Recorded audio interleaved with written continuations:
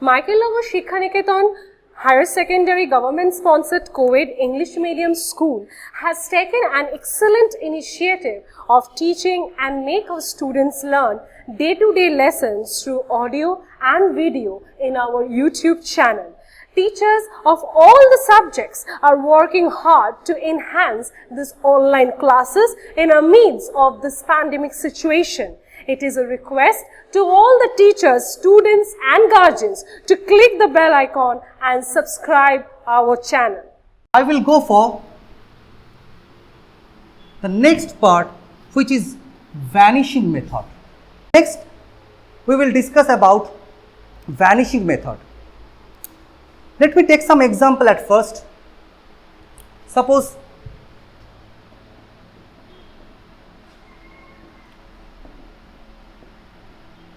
(5a cube plus 11a square plus 4a minus 2. We have to factorize this thing. Okay. Now, there is a problem. The problem is you cannot grouping the terms because 5 is not a perfect cube number. In that case, we should go for vanishing method. But before entering to the vanishing method, I would like to give you some concept of some theory. What is the theory? Very important theory.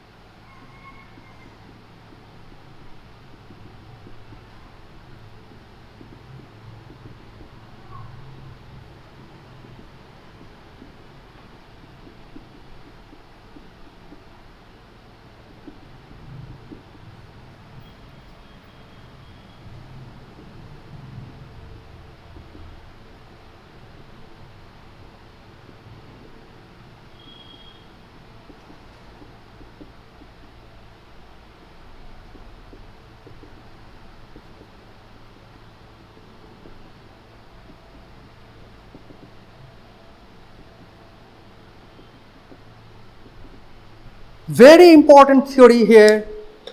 If p by q is a root of a polynomial equation with rational coefficients, then this line p is a factor of constant term, p is a factor of constant term and q is a factor of leading coefficient.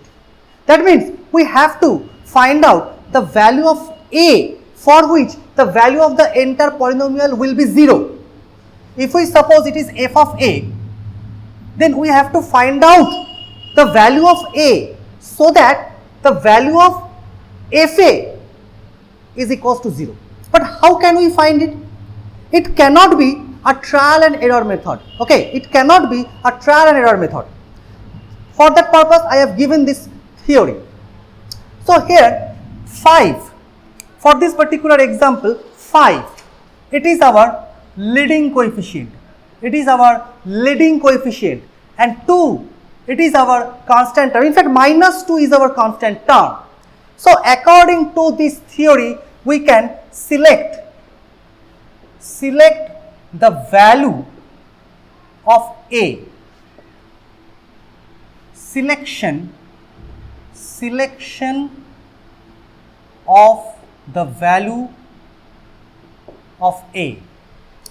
Okay, so that can be, so choice of p is a factor of constant term. So choice of p is plus minus 1 or plus minus 2. Okay, choice of q is a factor of leading coefficient. So choice of q can be plus minus 1 plus minus 5. So we can find several values of p by q. If we take p equals to 1 and q equals to 1, then 1 by 1 is one value of p by q. Okay. If you take p equals to 1 and q equals to 5, then 1 by 5 is another choice. If you take P equals to minus 2 and Q equals to plus 5, so minus 2 by 5 is another choice. In this way, we can find some definite choices of A for which we can examine whether the value of the entire expression got 0 or not. Okay. So, here for this particular example, we can take P equals to 1 and Q equals to 1. Okay, if you take. So, what will happen? If we take P equals to 1 and Q equals to 1, then P by Q equals to 1. But if you substitute P by Q, the value of P by Q here, that is if it is the choice of A. So, the value of the entire expression will not be 0 in that case. But if we take P equals to minus 1 and Q equals to 1, then value of A is equals to minus 1. Okay. So, if we put A equals to minus 1 here, so just observe f of minus 1, it is 5 into minus 1 whole cube plus 11 into minus 1 whole square plus 4 into minus 1 minus 2. That is minus 5 plus 11 minus 4 minus 2. That is equals to 0. That is equals to 0. So by applying factor theorem, we can say x plus 1 will be a factor of this polynomial. X plus 1 or A plus 1 actually, sorry, it is A plus 1. A plus 1 will be a factor of this polynomial. Got it? Now, how to find out another factors? For that purpose, I will go for synthetic division. That means if this given polynomial is divided by A plus 1, then we can find another factor. How to do it? Now I will introduce synthetic division.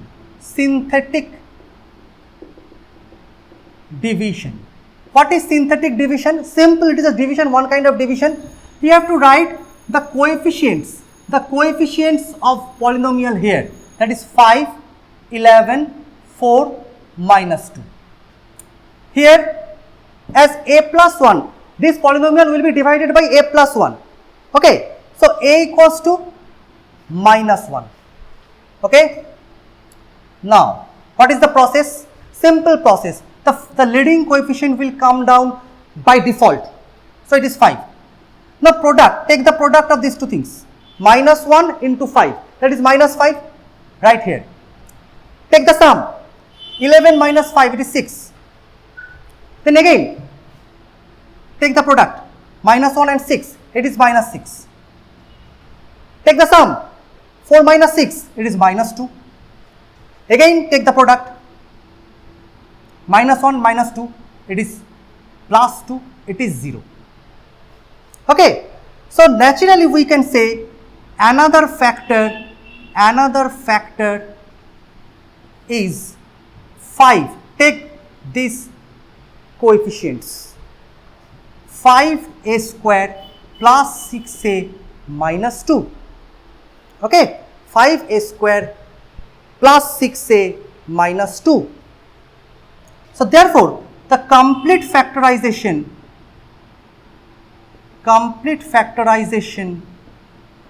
will be like this.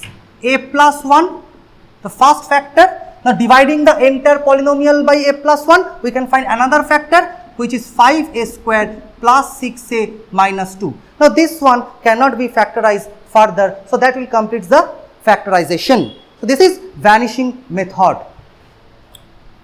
Now the last two parts we have to discuss. Quadratic polynomial. If I provide you any biquadratic polynomial, then how can we factorize it? Let us take some example. Very important thing. Let us take x to the power 4 minus 3x minus 2. How to factorize it? It is very much important. Here you cannot take common anything. You cannot grouping the terms. Grouping the terms will be somehow complicated.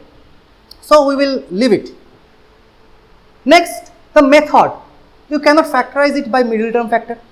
You cannot factorize it by vanishing method. Actually, you can apply the method vanishing method here, but that will also be little bit complicated in that case. That's why we will introduce another method which is known as Ferrari's method, which is specially for biquadratic polynomial, that is polynomial having degree 4. How to do it? At first, write this polynomial in this way: x square plus lambda whole square minus mx plus n whole square. Here lambda, m, n, they all are real numbers. This sign means belongs to.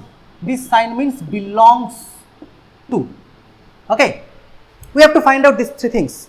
Okay, now if we expand this expression, then what will happen? X to the power 4 plus lambda square plus 2 lambda x square minus m square x square minus n square minus 2 mn x.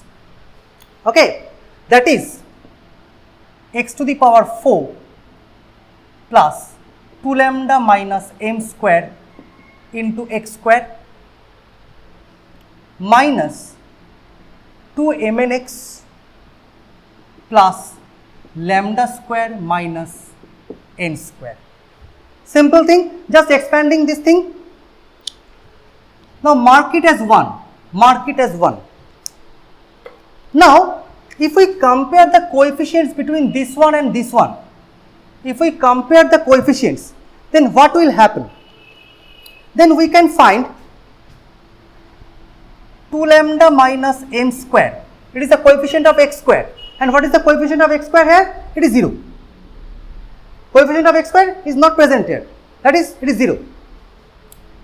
Coefficient of x, it is minus 3 and here it is minus 2mn. So minus 2mn equals to minus 3. Okay, and a constant term.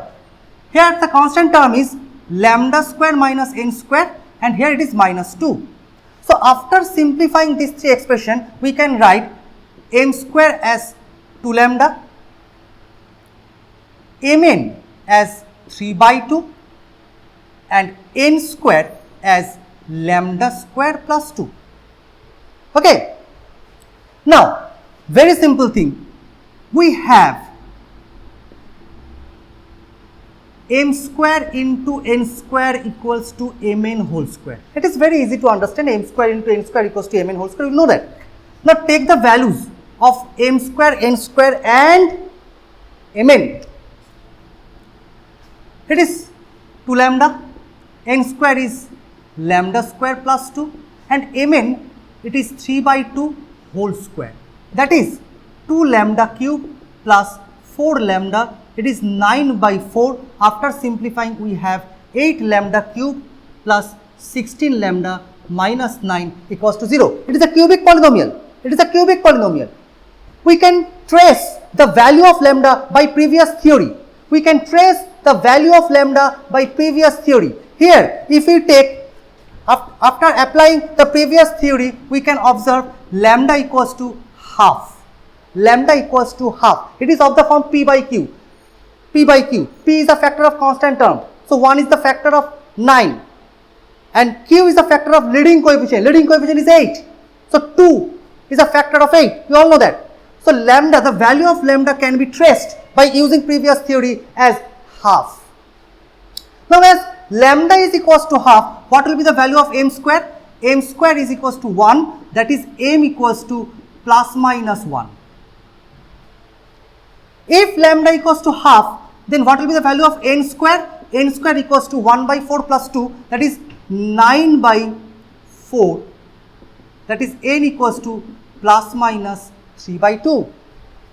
So these are the sets of values of lambda, m and n which should be determined. But here one can say, sir, if we take m equals to 1, because 1 is a choice of m and n equals to minus 3 by 2, sir, can we take it? The answer is no, because here the product mn is less than 0, but here the product mn is greater than 0. You have to observe this thing. The product of m and n should be positive, should not be negative. So we will take lambda equals to half, this one, m equals to 1 and n equals to 3 by 2. One may say that, sir, can we take this thing? Lambda equals to half, m equals to minus 1, n equals to minus 3 by 2. Yes, it is also possible. It is also possible because here mn is positive. So after having, we can take only one value, one set of values. After having these values, we can factorize this polynomial like this. So let me write. So ultimately we have x square, the value of lambda is half, we know that, whole square, minus m is 1, so x plus 3 by 2 whole square. Now it is of the form a square minus b square. You can apply the formula a square minus b square. X square plus half plus x plus 3 by 2, that is a plus b, into x square plus half minus x minus 3 by 2. Now simplifying, x square plus x, 3 by 2 plus half, it is 4 by 2, that is 2. And here it is x square minus x plus half minus 3 by 2, that is 1 minus 1, that is minus 1. Okay, so that will complete the factorization by using Farade's method, and these two polynomials cannot be factorized further. Okay, so that part has already discussed. Now the hash 3, which is removed, which is application of factorization. The last example, factorization, application of factorization. Particular formula, x cube plus y cube plus z cube minus 3xyz. This is an important formula. It is equals to x plus y plus z into x square plus y square plus z square minus xy minus yz minus zx. So this is a formula. Now for this formula, if we assume that x plus y plus z is 0, if we assume x plus y plus z is 0, then what will happen? Then the right hand side will be entirely 0. The right hand side will be entirely 0. So ultimately we can write x cube plus y cube plus z cube equals to 3xyz.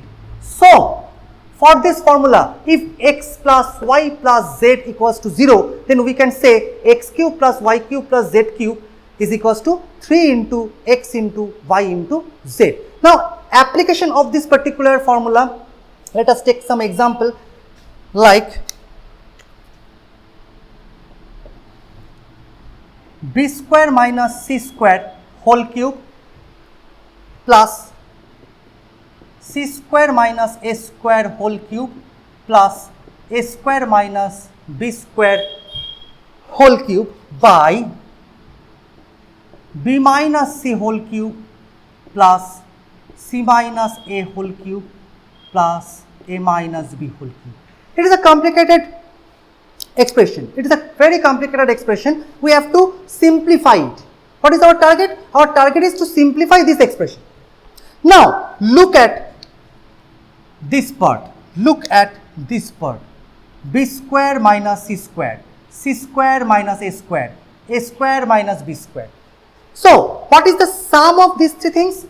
B square minus c square plus c square minus a square plus a square minus b square.